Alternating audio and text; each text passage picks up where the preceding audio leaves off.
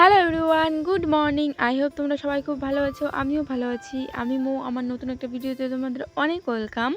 তো যেদিনে ভিডিওটা করেছিলাম সেদিন ছিল বুধবার। তো সকালবেলা ঘুম থেকে উঠে ফ্রেশ হয়ে নিয়েছি।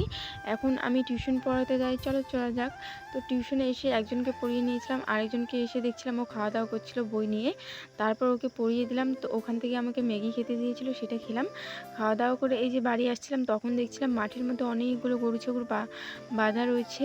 আর আকাশটাও খুব মেঘলা মেঘলা করছিল, দেখতে বেশ সুন্দর লাগছিল। তারপর বাড়িতে এসে পড়লাম। বাড়িতে এসে ঘরটরগুলো ঝাঁট দিয়ে নিব, আর কিছু জামা কাপড় আছে সেগুলোকেও শুকোতে দিয়ে দেবো। আর এইদিকে এসে দেখছিলাম যে মা রান্না বসিয়ে দিয়েছিল, তাই মা সবজিগুলো কেটে দিচ্ছিলাম। কারণ মা বলছিল দিদিবাড়িতে ঘুরতে যাবে, আর যাবে তখন 12টা 1টার দিকে, আর তখন 11টা বাজেই। তাই মা বললো যে ঝটপট করে রান্নাটা সেরে নিই। আর এদিকে এসে দেখছিলাম যে আমাদের বাড়ির সামনে যেহেতু ট্রেন আছে, তো দেখছিলাম যে একটা ট্রেন এই তো 15-20 মিনিট ধরে দাঁড়িয়ে আছে। আর ট্রেনের মধ্যে ভর্তি লোকজন ছিল, প্রচণ্ড চিল্লাহাল্লা হচ্ছিল। আমি তো ভাবলাম কোনো কিছু হলো নাকি, কারণ রিসেন্ট যে কিছু দেখতে পাচ্ছি যে প্লেন ক্র্যাশ হচ্ছে, হেলিকপ্টার ক্র্যাশ হচ্ছে, তা আমি ভাবলাম যে আবার আজকে কি ট্রেনের অ্যাক্সিডেন্ট হলো নাকি।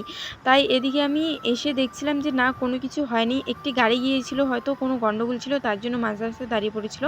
তো আমি এই যে সাইকেল নিয়ে গিয়েছিলাম দেখতে, তারপরে এখানে এসে দেখি স্টুডেন্টরা এসে পড়েছে। তো ওদেরকে সেলাই শিখালাম। তারপরে দুপুরে খাওয়া দাওয়া করে নিলাম, তখন দুপুর 3:30টার মতো হবে। তারপর বিকালবেলা একটু ঘুরঘুরি করছিলাম বাড়ির পাশে কাকিমুনি বুনুদের সঙ্গে। তারপরে তো আজকের ওয়েদারটা এত সুন্দর ছিল, বিকেলে বলার মতো না।